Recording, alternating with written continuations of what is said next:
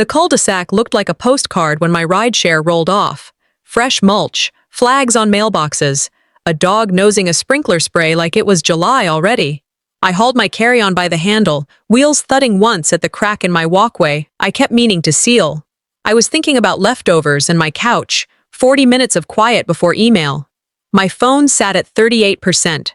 I had the receipt from the airport still open in my inbox. Nothing dramatic, just home. My key paused at the deadbolt. A faint sound bled through the door. High, electric, impatient. Drill. Then a radio, talky and loud, tuned to a station I never play. Under that, men's voices, at ease, like they'd been here a while.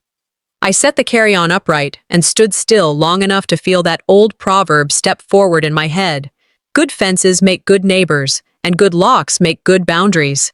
I breathed in through my nose, out through my mouth, counted to 2, and turned the key. Gray grit kissed my face the second the door moved. The smell carried tile and coffee I didn't brew. My entry mat had become a boot corral. Thick soles, neon laces, tracked dust in a pattern that said, "We belong."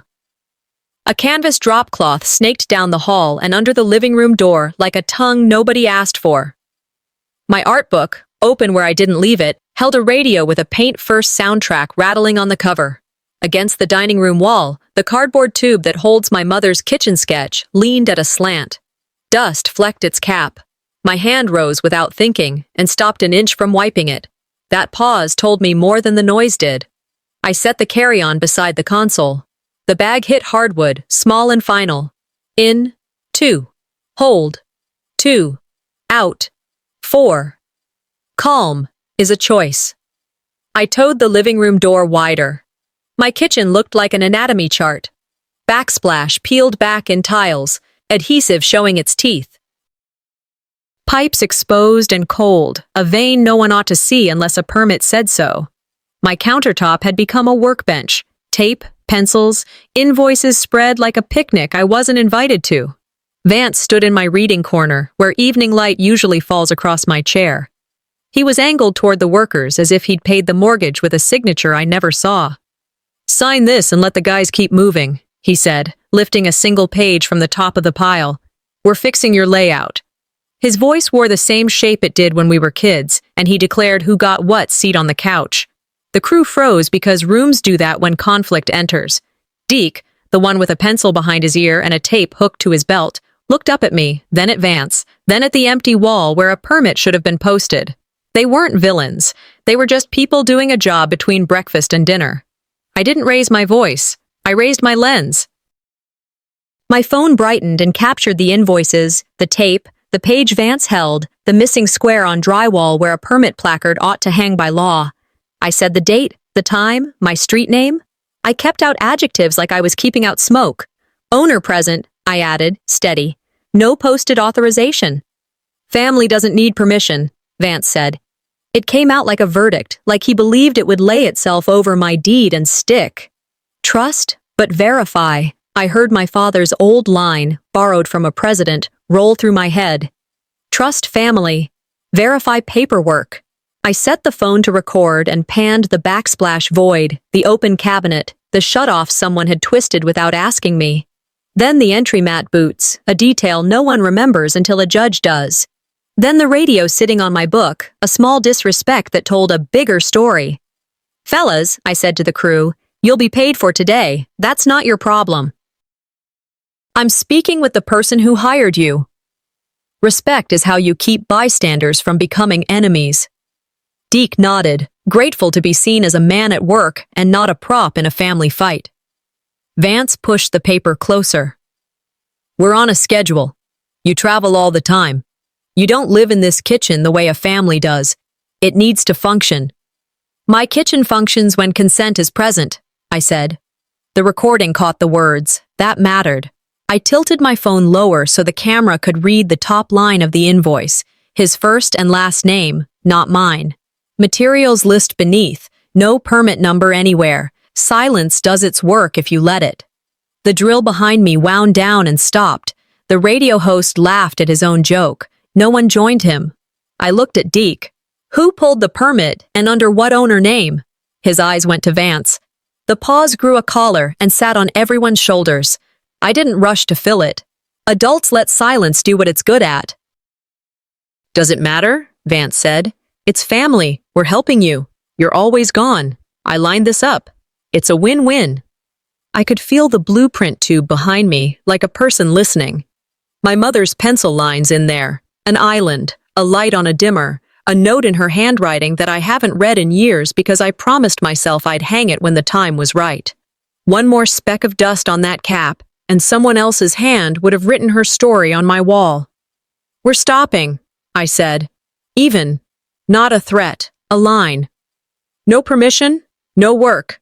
That's the rule we all get to live with."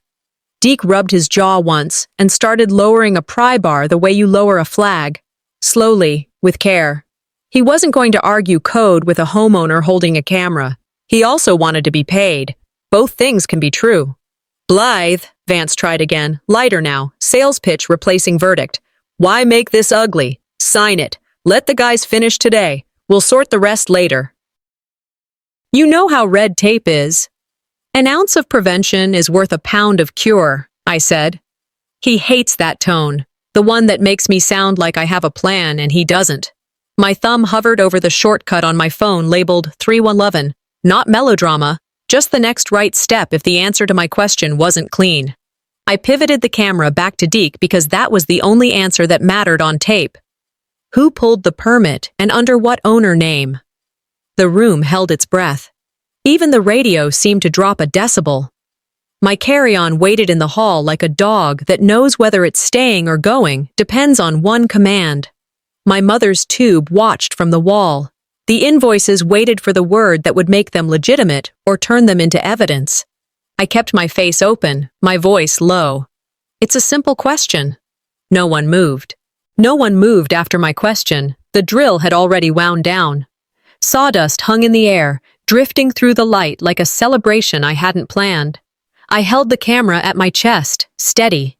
Vance squared himself to me, a clipboard clamped in his hand like it made him official. I kept my tone even, because volume never made a lie turn true. "Slow down," I said. "Who authorized this?" The crew didn't look at me. They looked to the one who would cut the checks.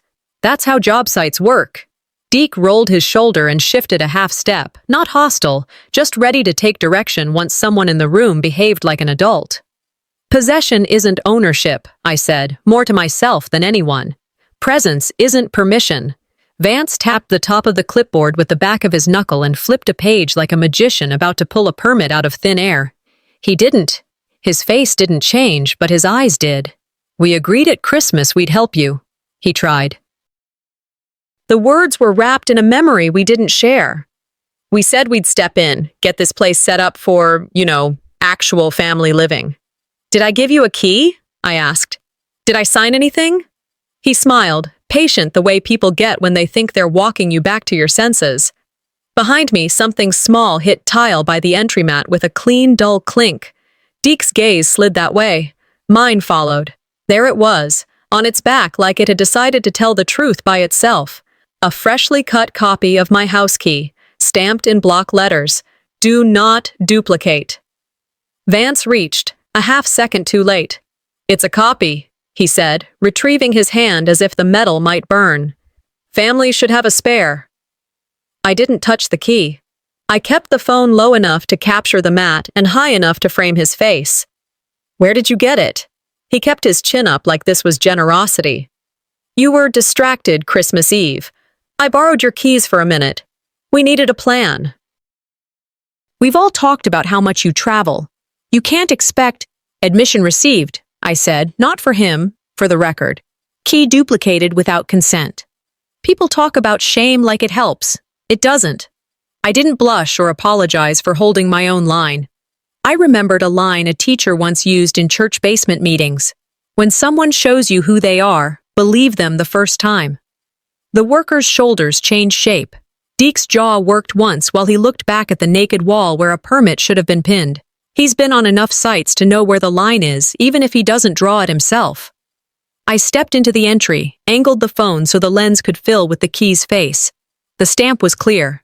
The bow was scratched like it had been cut in a hurry. I panned up to the tiny camera mount over my door, installed months ago when traveling got heavy and porch deliveries got light. Home entry is recorded from this angle, I said, calm. Arrivals captured. Departures captured. Then I came back to the kitchen and spoke as if I were laying bricks. No posted permit, no written authorization, key copied without consent. Deke offered a crumb because decent people do. We were told the owner okayed it. Which owner name is on your work order? I asked. He checked the sheet without handing it over. Your name. Contact is a different number. I could see the digits, and I knew them. I took 3 stills. Invoice top line, contact number, the key on the mat. Redundancy isn't paranoia, it's insurance. I lifted the copy with 2 fingers, no drama, just care, and set it on the console table beside the door, in the center of the frame and out of Vance's reach. Family isn't a key, I said. Consent is. I turned back to the crew. You'll be paid for what you've done today. Then we stop until work is authorized by the owner. You don't need to guess where the line is. I just drew it. To Vance, I kept it narrow. If you believe you have permission, produce it. Paper, not sentiment. You're making this ugly, he said, his voice finding that mix of disappointment and accusation that once worked on me when I was 12. No, I said. I'm making it clear. I let my thumb hover over the 311 shortcut on my phone and didn't press. Not yet. There's an order to things when you want them to stick. Capture, confirm, then escalate. I asked Deke for his business card and the start time for today. He texted it while I filmed my screen, his name, his company, the timestamp sliding into the message thread. I walked 3 steps, turned off the radio, and let the room hand my house back to me, 1 decibel at a time. The hush felt like a muscle remembering what it's for. The blueprint tube leaned in the dining room, still wearing its coat of dust. I didn't touch it. The camera saw it. That was enough. Last chance, I said. Show me a permit. Vance raised the clipboard as if weight could stand in for proof. Blythe, come on. You know how the city is. Red tape takes forever. That's why I didn't want to drag you into the weeds. We're doing you a favor. Who else is going to think about how a real family uses a space? You're gone half the month. You don't need a chef's kitchen to microwave leftovers. You're not listening, I said. I am the owner. If there's permission, it has my signature on it. If there's a permit, it's posted on that wall or saved on that phone. If you can't show either, we're done for the day. He switched tactics. You're going to make the guys lose the day's pay? His chin nudged toward the crew, recruiting them without asking. I said I'd pay them for today, I answered. They heard me. Deke nodded once toward his men. Relief doesn't always look like happiness. Sometimes it looks like a man putting a tool down because someone else finally put the rule down first. I took a breath I could feel in my shoulders. Here's the plan, I said, steady. I document. You produce permission or you don't. If you do, we talk scope and schedule like adults. If you don't, we stop. That's not cruelty.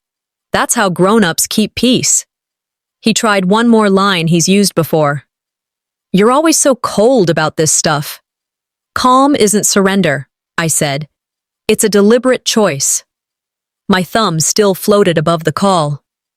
I let the silence work while I checked the small things that matter later. The business card saved to contacts. The photos backed up. The video timer still counting. I'm not interested in winning a shouting match. I'm interested in building a record that doesn't need me to shout.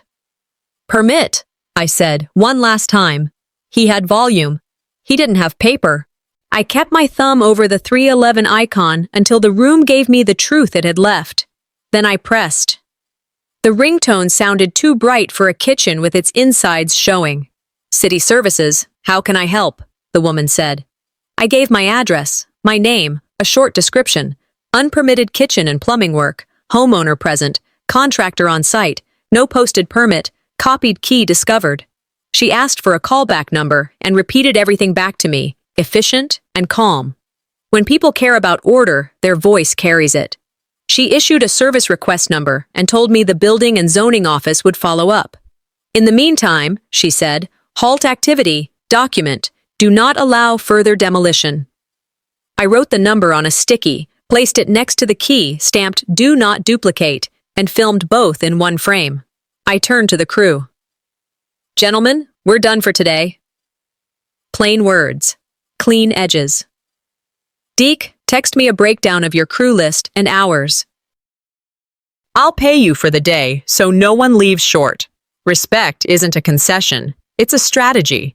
It kept the room from splitting into teams that didn't need to exist.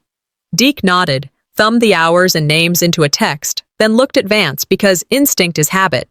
He didn't speak. Vance did. Blythe, this is overkill, he said, clipboard a little lower than before. We're halfway through a tear-out. You can't just slam the brakes because you're in a mood.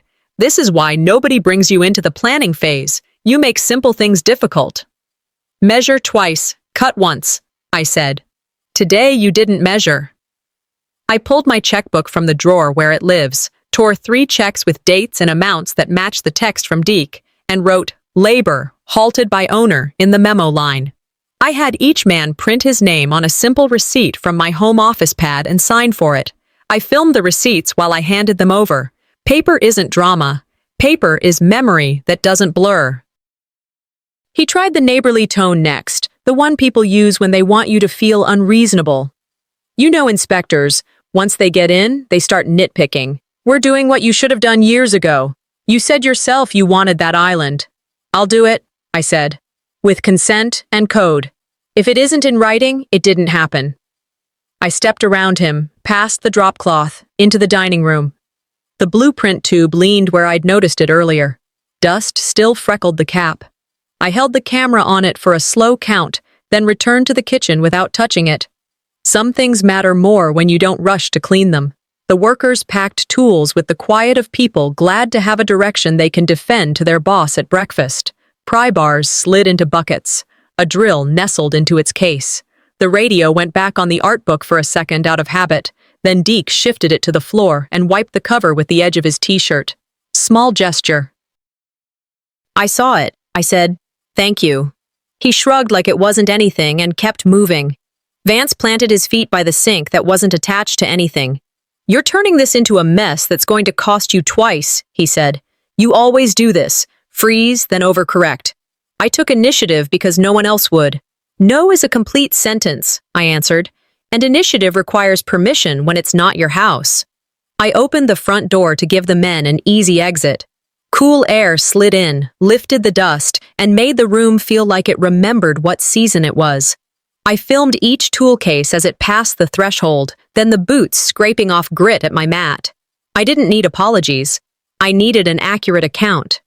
On the stoop, I handed Deke a printed list with the city's case number, my email, and a single line. Work halted by owner pending permit verification. He scanned it, tucked it into his clipboard, and met my eyes. We'll wait to hear from you, he said. No bravado, just a professional wanting clarity. Vance stayed put like a man trying to hold ground with posture. You don't get to make unilateral calls, he said. This affects all of us. We talked about moving in here while we get back on our feet. You have rooms you don't even use. I use every room I pay for, I said. I use them by choosing privacy when I want it. Your plans don't move my walls. I pointed to the empty square where the permit should hang.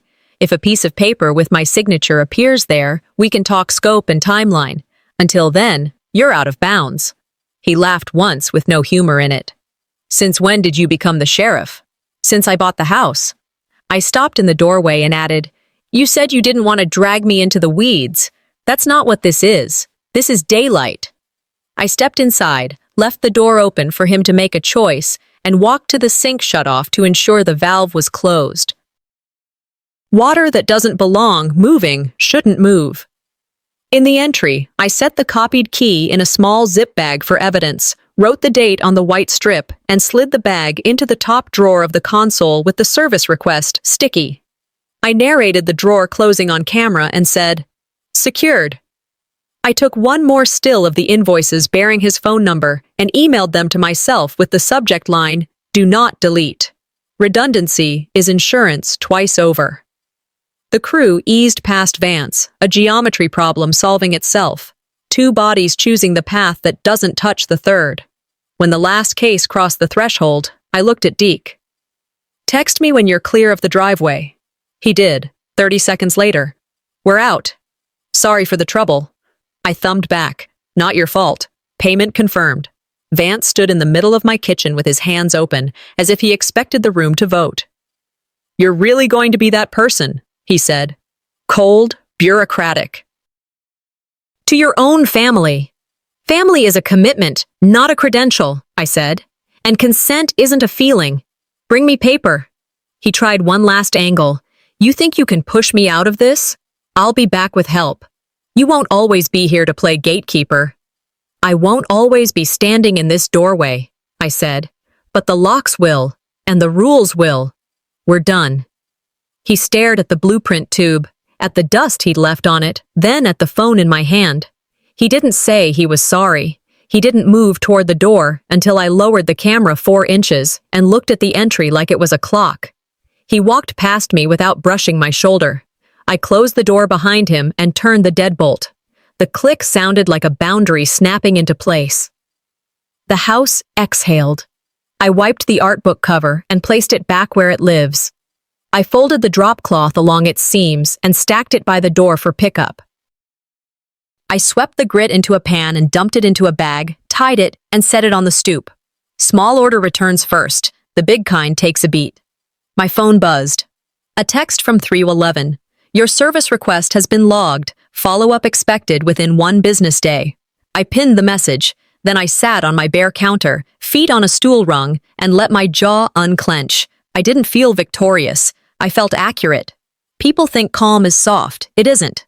It's a plan with breath in it. I woke before the sun and made the house ready like I was setting a table. Coffee on, driver's license, and a copy of my deed laid out on the entry console. Photos from yesterday trimmed and printed, 311 case number in thick pen on a sticky note. I walked the kitchen like a steward, not a victim. Power cords unplugged, valves shut, drop cloths folded tight and stacked by the door. Blinds open so paper would read clean in the morning light.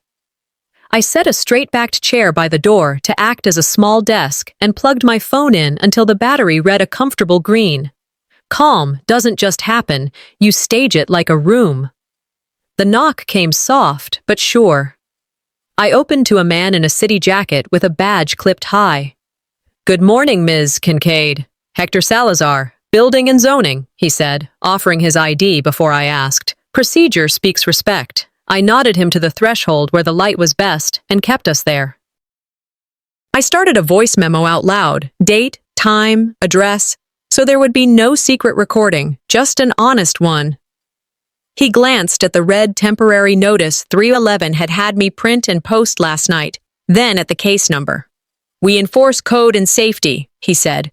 "We're not here to referee family disputes." Fair enough.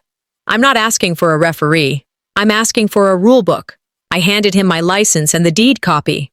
He checked the parcel ID and my name against the address on his tablet, then against the numbers on my mailbox he could see through the glass. His stylus tapped through the permit system. He frowned. Not theatrical, just focused. "No active permit," he said. "There's a pending application with incomplete contact info. No owner authorization attached." He looked up. "Have you signed any scope of work or notice to proceed?" "No," I said. "Nothing at all." I slid over 2 printed photos, invoices with Vance's number, and my counters used as workbenches. He photographed them for the file. Paper beats memory. If it isn't written, it isn't real. We stepped 3 feet into the kitchen so he could see without disturbing anything. He took in the exposed plumbing and the capped lines with a tradesman's eye. "Risk of water intrusion if left open," he said. "Any electrical disturbed?" "No," I said. "Only tile and plumbing." He nodded and spoke plain, not in code speak. "Silica dust, slip hazards, unsecured fixtures. Truth lands better when you can understand it." "Who hired the crew?" he asked. I gave the name and number I had from the texts. He wrote both, then took wide shots and a few detail photos. The bare backsplash, the capped pipe, the empty square where a permit should hang. Back at the threshold, he scrolled his tablet and read what mattered. "Application contact, Vance Kincaid," he said. Owner of record, Blythe Kincaid. He looked me in the eye, neutral as a level. You are the owner. Without your consent and a properly issued permit, work must stop. No drumroll, no cheer. I let my breath come in a little deeper anyway. There's also a duplicated key involved, I said. Recovered yesterday. Marked do not duplicate. He added, unauthorized access alleged. Owner recovered duplicate key to his notes. Sunlight helps the truth. He pulled a carbon form from his clipboard and read each line to me so the tape would catch it. Location, reason for stop, unpermitted work, corrective action, obtain permit and owner authorization, and instructions for reinspection. I'll post this at a visible entry, he said, and photograph it posted. He did, smoothing the red paper flat on the inside of the door and snapping a shot. He handed me my copy and repeated the case number. I set it back for the record and tucked it into a plastic sleeve. If anyone resumes work without a permit and your written consent, he added, call us and the police. He signed, I initialed receipt, and the pen's click sounded like a seatbelt set. We shook hands like neighbors, not adversaries. He left with a nod and boots that didn't track new dust. I closed the door and watched the red paper steady itself in the breeze from the vent. The house felt like it had a spine again. Mid-morning, my phone lit with Vance's name. I put it on speaker and set it near the red notice so the camera could frame both. You really called the city? He said. They posted a stop work order, I answered. Work must cease. He went straight to the old story. We had a family agreement. You're overreacting. The city recognizes owners and permits, I said, not family stories. If you have written authorization with my signature, produce it. If you don't, you stop. He tried to make me feel cold. You could have handled this quietly. I am handling it quietly, I said, and ended the call. I texted Deke a photo of the red notice and the case number. Thanks for securing the site, I wrote. He replied with a thumbs up and, we'll wait on you. That's all I needed from him. I saved the call log and the short voicemail Vance left after, then sent myself a transcript. No arguments, just a factual trail. At the console, I ran the red notice through my scanner and named the file like I meant to find it later. 2025-0506, Stop Work Case Bandachvaj, PDF. I emailed it to myself with evidence at the start of the subject line and added a memo to file. Who came, what was said, what's next. The duplicate key stayed in its labeled envelope in the drawer. Date, time, description, no speech about it. The blueprint tube in the dining room still wore its freckles of dust. I left them there. Not everything is cleaned in the same hour you learn from it. I filmed one more frame. The red notice, my deed on the table, the 3-on-11 sticky, the quiet kitchen. Next steps, I said, for anyone who would ever need the lesson, are paperwork. If paper comes, paper answers. If someone files a claim, I reply with documents. If someone files a lien, I answer with title and dates. An ounce of prevention is still worth a pound of cure. By noon, my inbox pinged twice, 2 new emails with subject lines loud enough to read from across the room. The red paper had cooled the hammers. It had heated the paperwork. The inspector's taillights were barely off my street when my inbox chimed twice. Subject lines landed like gavel taps. Notice of mechanic's lien, kitchen reno, and claim opened, property damage. I opened the lien first. My name spelled right, parcel number correct, dates that pretended the red paper on my door didn't exist. I circled the overlap on the screen for the file I knew I'd build. The amount due included demolition I never approved. At the bottom, a signature block. Authorized by V. Kincaid. I let the silence say what it needed to say. The insurance email listed a claim I hadn't made and named Corinne as claimant contact, my address attached like a sticker she hadn't earned. I took a still of that mismatch, owner not equal to claimant, and dictated a clean 20-second memo. Paperwork push, noon. Stop work this morning, no authorization signed. If it isn't in writing, it isn't real, and if it is in writing, you read the fine print twice. I hit speed dial for Emmett Rowe, my real estate attorney. When he answered, I gave him facts, not adjectives. Stop work posted today. Lien filed naming work I didn't authorize. Insurance claim open with someone else listed as contact. He didn't waste time either. 3 tracks, he said. Request voluntary lien release. Prepare an owner's affidavit disputing authorization. Preserve evidence for the insurer. He reminded me of the order that keeps people out of trouble. Don't argue with the lien. Document why it's defective, dates, consent, permit status. I wrote those bullets on a notepad where the camera could see them. I forwarded the red notice, the inspector's name, and the 311 case number. He drafted the letter while we were on the phone, short, cold, the way ice slips under heat. Send me your packet as one clean PDF, he said. We'll get this in front of whoever needs to see it. I put a hold on my calendar for tomorrow morning. Lien release, claim pack, due. I built the packet like a lunch you make for a long day. Sturdy, simple, nothing messy. Owner evidence, Blythe Kincaid, 2025-0506.pdf. Inside, deed copy, driver's license, the red stop work, photo stills with timestamps, Deke's business card and text thread showing start time, frames from yesterday when Vance said out loud what he'd done with my key. I added a 1-page declaration in plain English. I did not authorize demolition, no posted permit, city halted work. Screenshots showed the empty spot where a permit should hang, and the invoices listing Vance and Corinne as contacts. I included the inspector's plain language note about safety risks. Older eyes don't need statute numbers, they need clarity. I exported, reopened, checked the order and legibility, then emailed it to Emmett and to myself with a subject line that would never get lost. Evidence. Next, I called the insurer listed on the claim.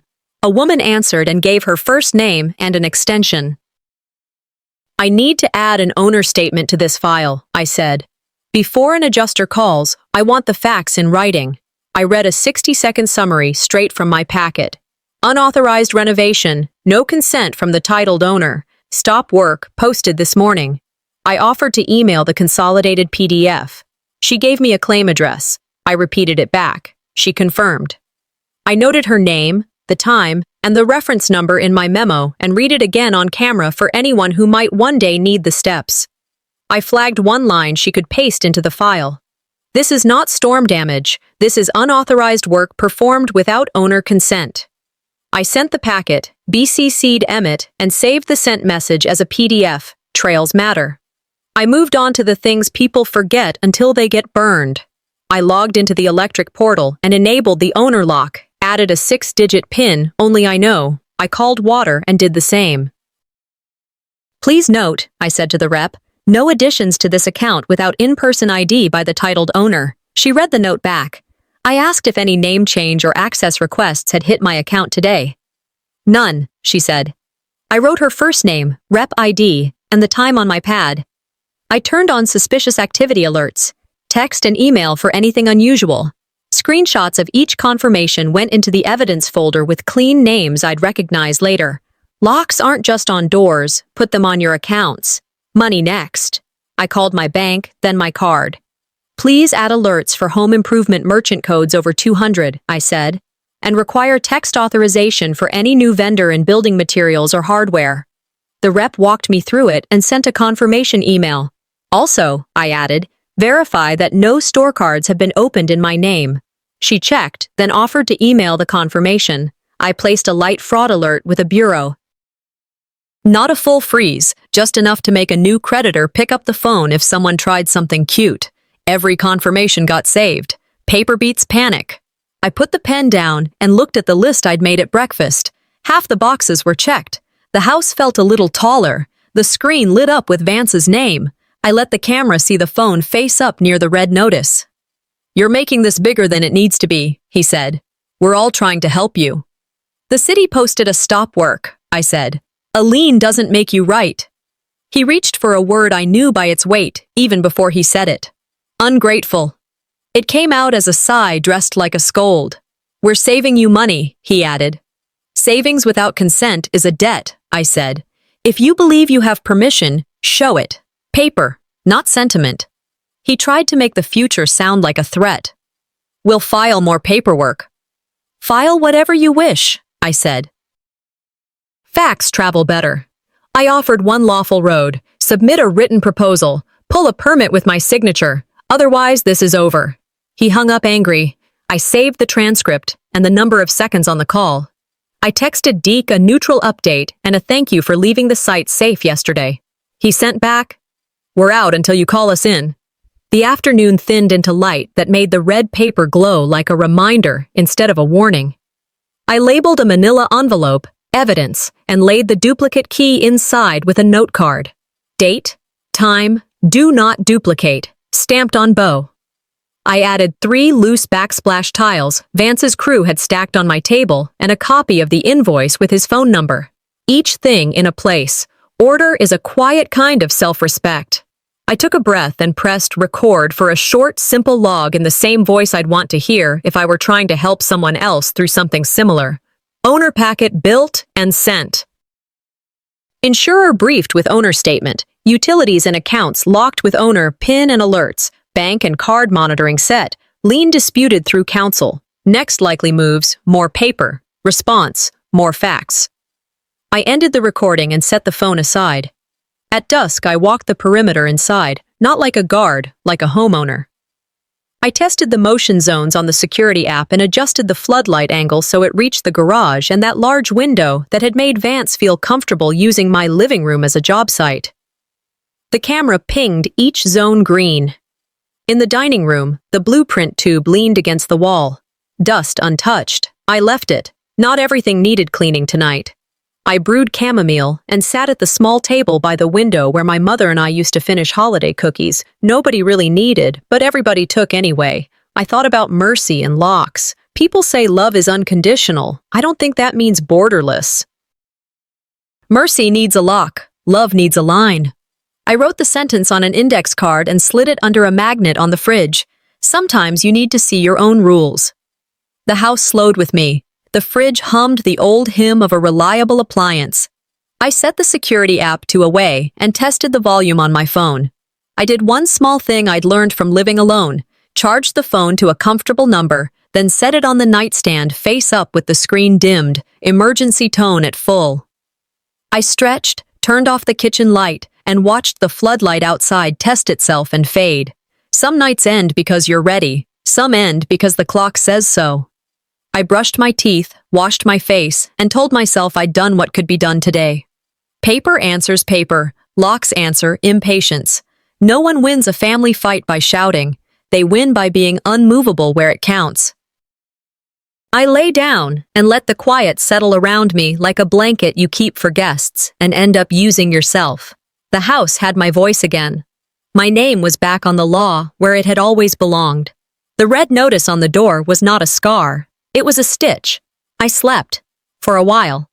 At 1:20 a.m., my phone shrieked, and the floodlights turned night into noon. At 1:20 a.m., my phone split the dark with a siren of its own. Backyard motion. Garage door tamper. I sat up, steadied my breath, and opened the security app. The infrared washed the yard in hard white. 2 figures crossed my patio with a flashlight. I hit the record icon. A red dot pulsed. I said one sentence for the record, date, time, camera, location, then toggled to the other feeds. Front door, backyard, garage. The faces were clear enough for anyone who needed to see.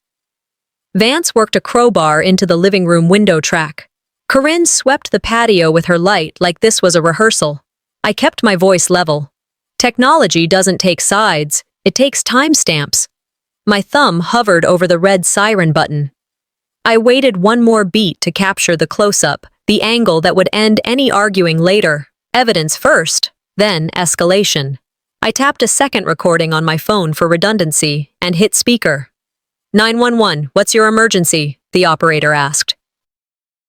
Address is on file, I said, stating it anyway. I'm inside, doors locked, watching a break-in attempt on live cameras. I described the 2 figures, the tool, the positions on my property. I can email the clip while we're on the call. She gave me an address and a case number. I repeated both back. Corinne's voice carried across the patio mic, clear as a line on paper. Try the big window. I repeated her words for the operator. The dispatcher asked if I could trigger the siren and lights. Yes, I said. Count me down so your units know what they're hearing. She did. On now. I pressed the siren and floodlights.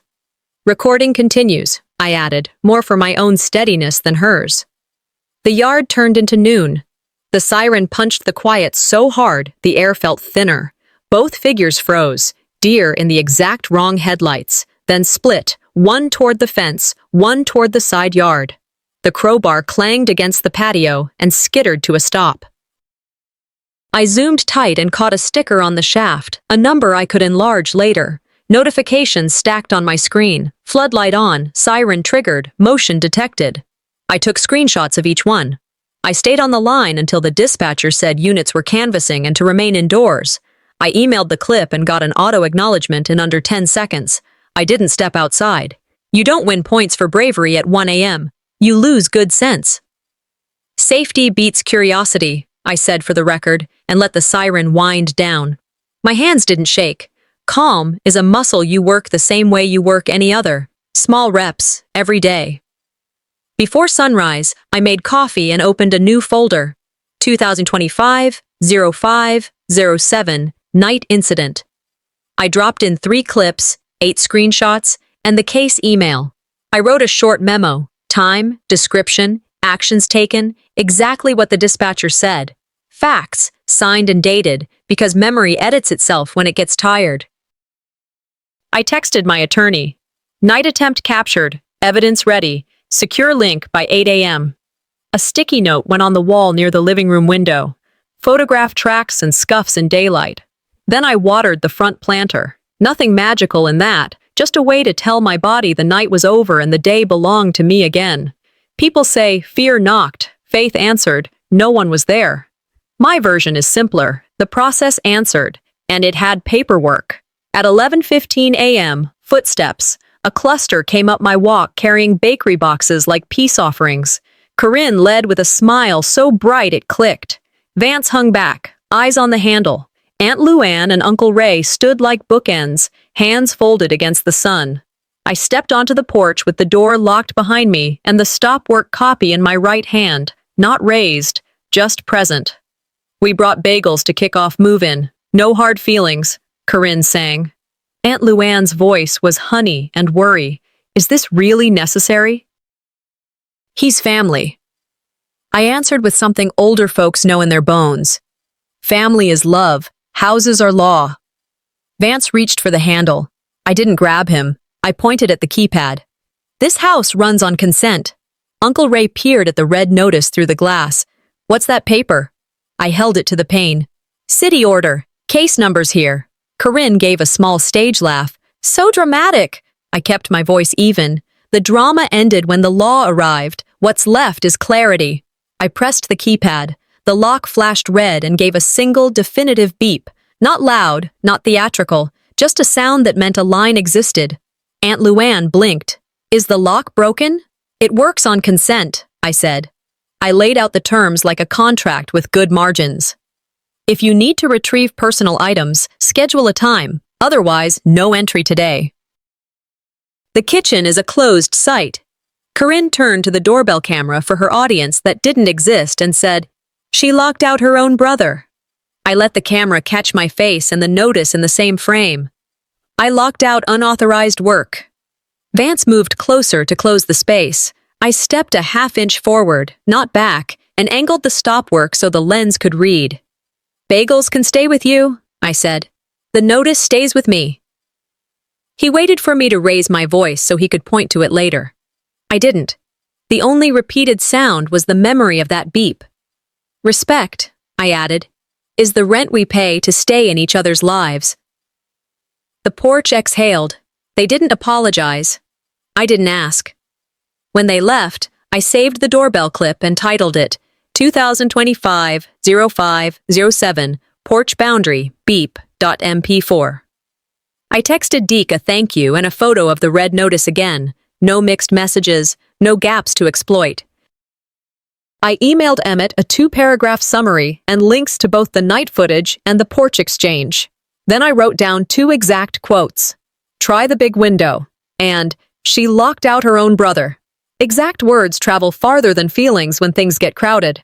I checked the mailbox. Nothing strange, just circulars and a water bill. I photographed the stack anyway. Today's baseline is how you spot tomorrow's change. Inside, I logged into USPS and confirmed my address settings, then set a reminder for 48 hours. The stop work copy went back to its place by the door. I brewed tea and touched the blueprint tube with my palm. Dust rested on the cap, the way it had yesterday. Not yet, I told it. Not until the paper stops trying to write over my name.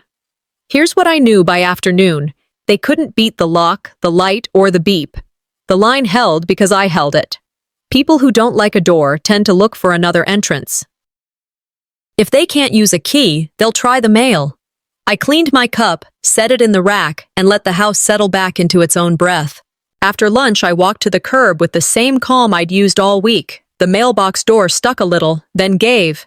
Inside sat a bundled flyer addressed to current resident and a glossy store circular forwarded from an address I've never lived at. Wrong scent on the wind. I took a photo of the open box, then another of the mail face down against the ribbed metal. Time-stamped, baseline set.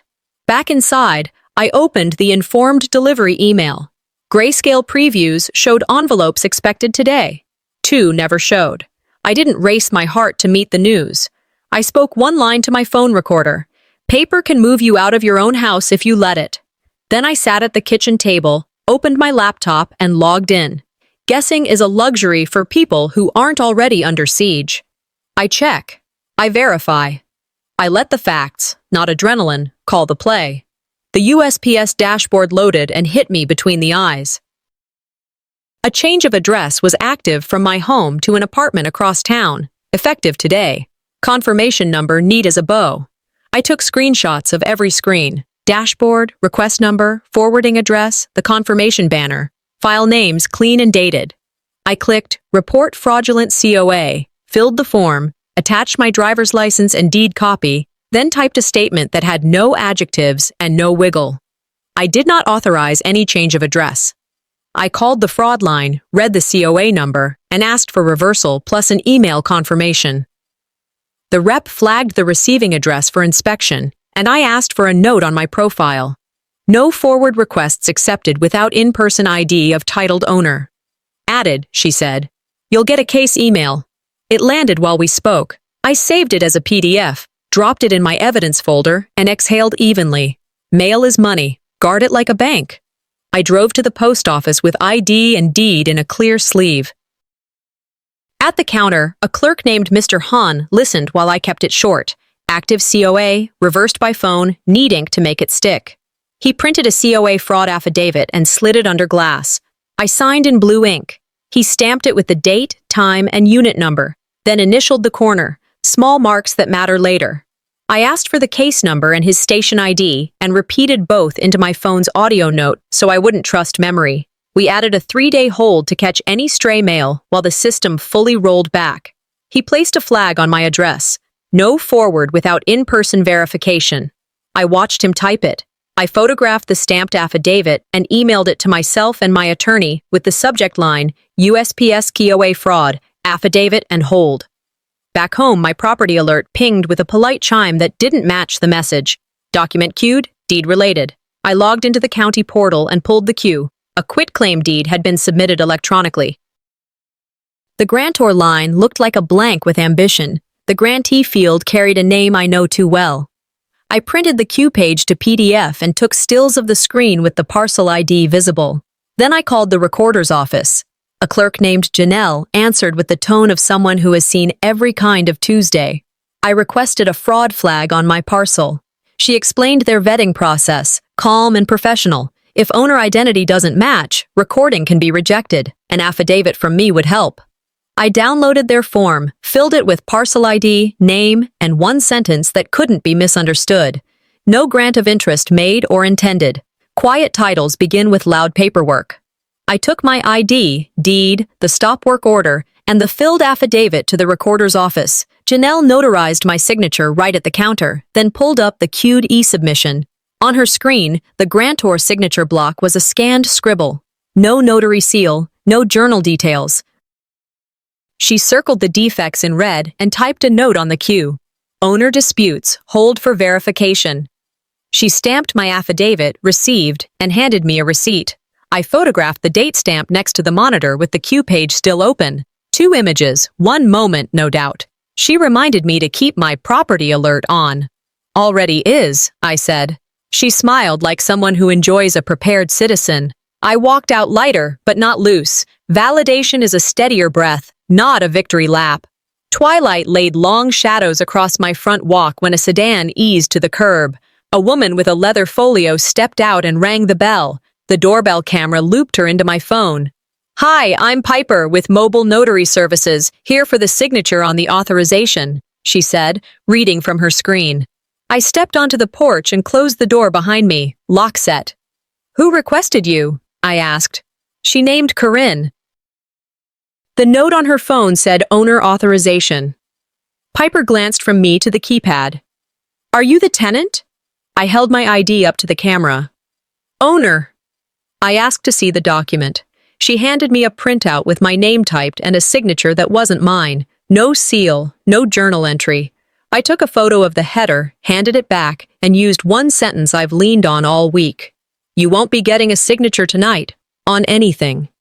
Piper nodded, professional to the bone. "Understood." She returned to her car.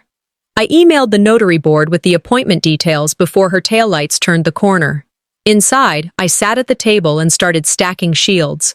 I e-filed the affidavit of deed fraud with the recorder, attaching the doorbell clip of Piper's visit and her prompt email confirming who booked her and for what. Then I sent a short, cold letter through counsel to Vance and Corinne. Cease and desist deed fraud, mail tampering, and unauthorized access. All communication in writing through counsel. I added the USPS reversal, the stamped affidavit, and Janelle's receipt to my evidence folder, then backed the folder up to the cloud and an external drive. I printed a single-page reminder for myself, title monitoring active, and taped it inside my office cabinet. If they play paper, answer with paper. Clean, dated, signed. Facts outlast noise. When evening settled, I spread the day across the desk. USPS reversal email and stamped fraud form, recorder receipt, and my affidavit. The notary board message with Piper's name and log screenshot. Screenshots of the quitclaim queue. I drew a simple map on a legal pad. Mail, title, notary, insurance. I circled the last. Tomorrow's front was clear. I drafted a 1-minute owner statement for the adjuster and queued the 3 best clips into a shared folder. Night attempt, porch boundary, notary visit. Then I set 2 alarms, one for the adjuster's office opening, one for my attorney's check-in. I turned the deadbolt. The keypad blinked green, small as a nod. Consent is quiet when it's honored. I touched the blueprint tube and left the dust where it lay. They tried to change my address and my deed. Tomorrow, I changed the conversation. On a recorded line, they can't edit. At 9 sharp, my phone lit up with the adjuster's number. I answered with the same even tone I use with a tape measure, straight, no drama. I confirmed she was recording and repeated the claim number for the log. "This is Blythe Kincaid, titled owner. Here's the 60-second version." I laid it out like a grocery list. Unpermitted demolition in my kitchen. The city came yesterday and posted a stop work order. Last night's intrusion attempt caught on my cameras. This morning's porch clips from the notary that wasn't. No adjectives, just dates, times, file names. I sent one consolidated PDF labeled Owner Evidence 2025-0508 and 3 links, floodlight video, porch beep, and the inspector's order, each stamped and viewable without passwords. She thanked me for the clarity. "I'd like to add their carrier on a 3-way, she said. "We'll view the evidence first, then questions." "That order works for me," I said. I wrote the start time and participants on a pad and read the next steps back into the record. People can forget. Paper doesn't. 10 minutes later, an email from the other side slid into my inbox, dressed like a smoking gun. It was an audio file with a title that tried too hard. Owner Approval Brunch 12/28/24 Wave. I put on headphones and pressed play. Within 15 seconds, I heard the splices. The room tone jumped like a skipping record, consonants clipped, my voice answering before their question finished. I stopped the file, saved it once, ran a quick hash, and forwarded it to my audio examiner with "Suspected edits. Rush, please," in the subject. Chain of custody matters. I logged who sent it, at what time, with which file name. Then I told the adjuster. A disputed audio arrived minutes ago. I've sent it for forensic review. Please pause any decisions that rest on it. A recording is evidence. An authenticated recording is proof. There's daylight between the two, and I intended to stand in it. A better email followed, the kind that stands up on its own. Piper, last night's mobile notary, sent me a screenshot of her appointment system. Requester, Corinne. Status, declined. Then an image of her journal entry. No signer verified. Appointment refused at door. No ID scanned. The notary board's reply landed right behind it. No notarization reported by commissioned notary. Any document purporting notarization is invalid. I stitched those three into a mini packet, titled it plainly, and sent it to the adjuster and my attorney, Emmett. My note was one line. Disregard any owner authorization without wet signature and ID verification. Personalities sell stories. Process sells truth. Just before noon, Emmett forwarded me an email from opposing counsel. It had the heat of a bluff. They were considering an emergency injunction to stop my wrongful lockout, citing their audio and the supposed authorization. Emmett's reply had the cool of a glass tabletop. He attached the stop work order, stated that owner consent was absent, and mentioned that any ex parte move would be met with evidence and a request for sanctions if fraud appeared. We scheduled a 1:30 meeting at his office. I printed my deed, the stop work, USPS reversal, recorder affidavit, and stills from the night and porch clips. Each exhibit got a label, each label got a number, and I built a one-page index that said, in effect, "Let's not get lost."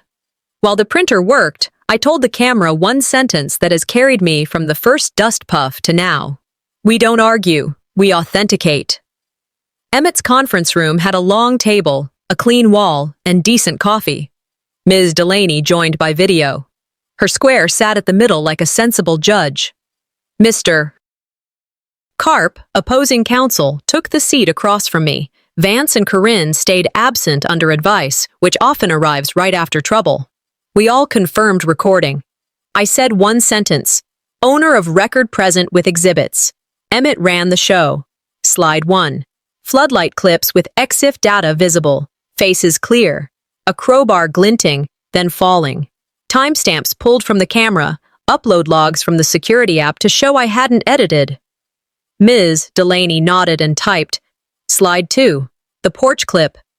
My voice steady, the red stop work visible through the glass, the keypad beep heard when I set the boundary. Zero consent stated.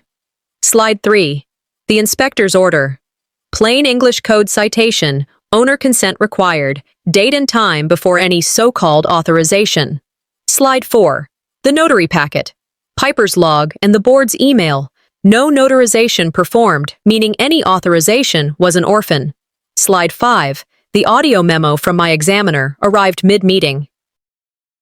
Room tone mismatch, splice markers at 0007, 0023. Conclusion, unreliable due to editing. Emmett didn't raise his voice. He didn't need to. If this proceeds, he said, we will seek sanctions for fraud on the court. Mr. Karp shifted, scribbled, and asked for a 5-minute recess that lasted 9.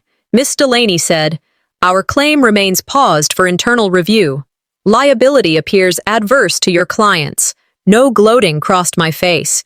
When a scale finds its level, you don't clap for gravity. We came back from the hall break to terms, not speeches. Emmett slid a one-page sheet to the middle with lines that don't require interpretation. I spoke only to confirm details.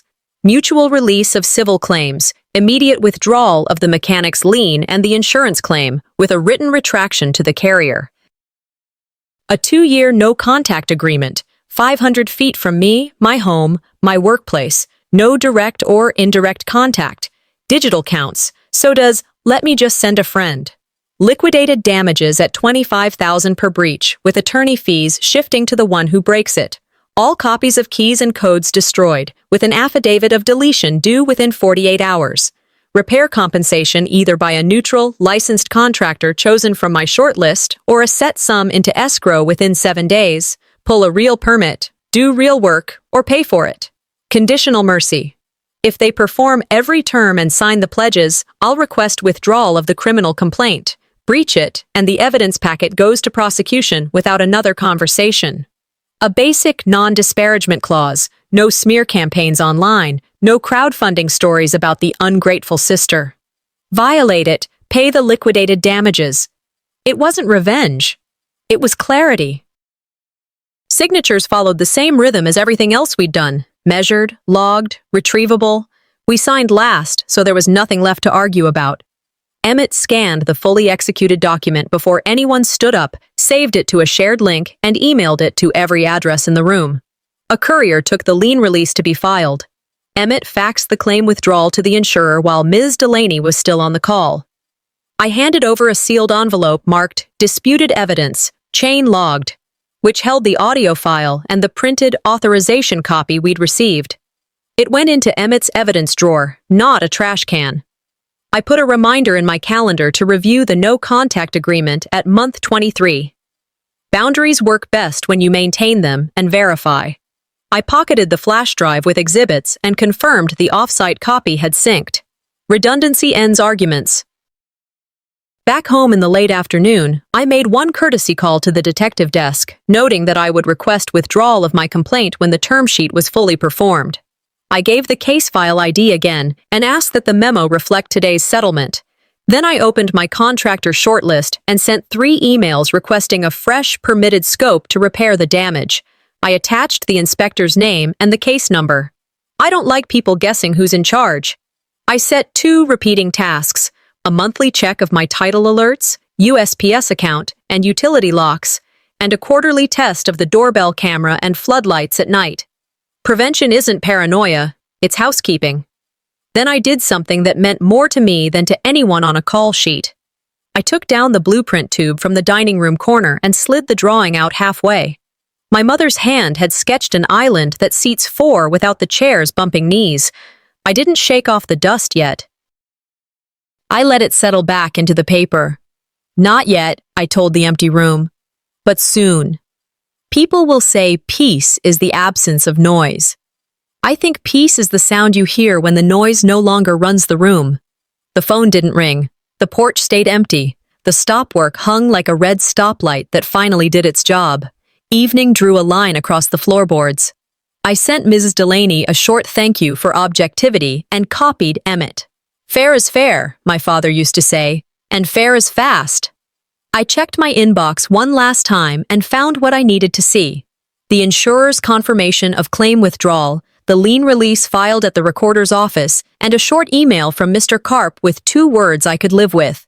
Fully executed. No apology, no confetti. Just the end of one chapter, the way adults prefer it, in print. For the folks who've written me, for the neighbors who wave and mean it, here's what I know tonight. Justice can be quiet. Peace is the sound it makes. Tomorrow, I'll call a contractor who respects permits and get back to building a kitchen where I can set 4 plates and have a place for every story. The dust will come off that blueprint when the first licensed hammer swings, and when it does, the only voice in this house telling anyone to sign and sit down will be mine. At dinner, the new permit is taped just inside the patio door, eye level, crisp as a new bill. My name, parcel ID, scope approved. I hold the shot long enough that anyone can read it without squinting. Paper started the mess, I say, and the right paper cleaned it. No victory in my tone, just relief that fits in the shoulders. A final inspection sticker sits beside it with the inspector's scrawl, not center stage, just present. Lead times took patience. Cabinets 3 weeks, the counter slab 2, trades stacked like planes coming in safe. We waited where it mattered, cure times, inspections, because cutting corners only makes a circle back to trouble. Folks my parents' age taught me this. Measure twice, cut once isn't just for carpenters. It's for families trying to stay on the same side of the law and the dinner table. I pan to the kitchen and stop at the blank space where the island will live. Calm settles like paint that finally dried. Demolition reversed never looks dramatic. It looks right. The carpenters set the island base square to the room lines. The level bubbles sit dead center. The electrician installs GFCI outlets along the backsplash and a pop-up in the island so no one trips a cord. The plumber reconnects lines with new shutoff valves, metal tags that say hot and cold, big enough to read without glasses. I speak to the camera the way a neighbor would. Code keeps water out of walls, stops shocks, and tames heat. It's not a nuisance, it's a seatbelt. We went with non-slip flooring and lever handles instead of knobs. Lights on a dimmer and under-cabinet strips so older, eyes don't chase shadows. On the clipboard, each punch list line ends in a check mark, completion circled in blue. People like to say, form follows function. In a home, I've learned function follows dignity. If an older friend can move safely, the room is beautiful. Full stop. I pull the old cardboard tube from the dining room corner and break the seal that's older than the settlement. Dust lifts like a shy curtain. My mother's sketch slides into the light, edges curled from years of waiting. I lay it flat under a pane of glass, ease 2 picture hooks into the stud, and hang the frame where the morning sun will find it, but not fade it. Silence does most of the talking. Pencil notes ripple across the paper. Island seating for 2. Pendant on dimmer. A tiny arrow pointing to a bowl of oranges she drew because she liked a pop of color. I kept both notes. This time, only my hands touched it. I remember the dust freckles I filmed that first day and smile at their absence. I don't need bigger. I need truer. The frame settles. So do I. Not a shrine, just a plan finally respected. By late afternoon, 2 friends arrive with simple dishes. Marta with a warm casserole wrapped in a towel, Jen with a salad that gives the room some green. No ribbon cutting, no speech. We set plates on the new island, and I cook what I know. Eggs, toast, sliced tomatoes with salt. We stand and sit without bumping hips. The rounded corners miss everyone's thighs by a courteous inch. I left 1 stool empty on purpose. That's for whoever needs a safe place, I tell them. Today or someday. We take 1 photo, backs to the camera, faces for the room only. The island takes fingerprints the way a porch takes footsteps. We talk about boring things, car tires, a TV show, the bakery closing early on Sundays. Hospitality, I've learned, is boundary plus welcome. One without the other breaks. Dishes clink softly. The house has my voice again, and it sounds like a meal on a weeknight. After they leave, I record a short clip for the folks who've walked this with me. No names, no reenactments, just a kitchen that looks used and calm. Family is love, I say. Houses are law. Both need consent. I answer 3 questions I'm asked most. Yes, I pulled a permit and passed inspection. Yes, the no-contact agreement is in force. 2 years, 500 feet, all channels closed. And yes, I paid the crew for the day we stopped. Workers weren't the problem. Paperwork was. I read 1 sentence from a note Aunt Luann left with my neighbor. We pray for peace, and I send thanks back through council. No contact broken, no doors reopened. I choose not to post the night footage. People want fireworks. What they need is labeling on the fuse. Silence isn't surrender, I tell the camera. Sometimes it's stewardship. I hit stop and let the room hold the rest. Boundaries are better when they breathe.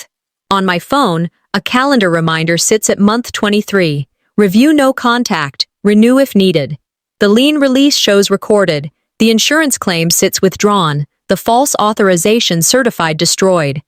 I walk the perimeter at dusk. Habit now, not fear. The cameras hum their low certainty, and the maple tree throws a slow shadow over the fence. A neighbor waves. I wave back. Ordinary returns by small agreements. Inside, I tape a 1-sentence script by the door.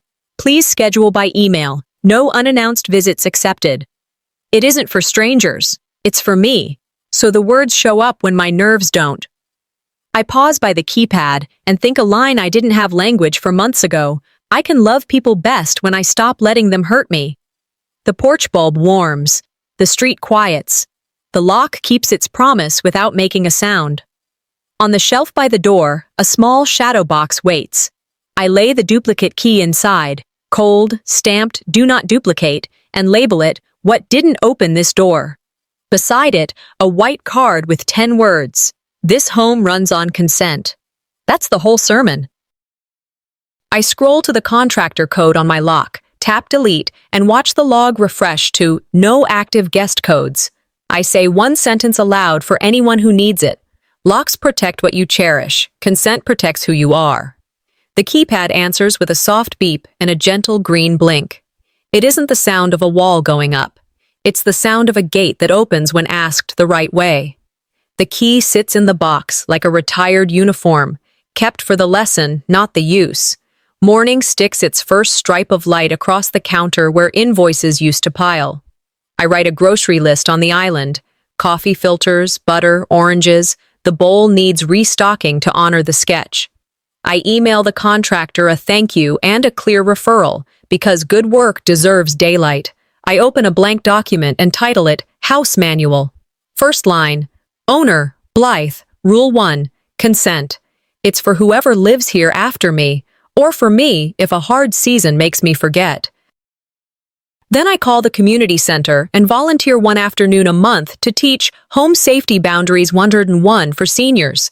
We'll talk permits and locks and how to say no without a fight. When the day warms, I step back, let the camera rest on the blueprint, then the door, then the sky. Peace, I've learned, is the sound justice makes when it finally gets to live in a house. I can hear it. I can keep it.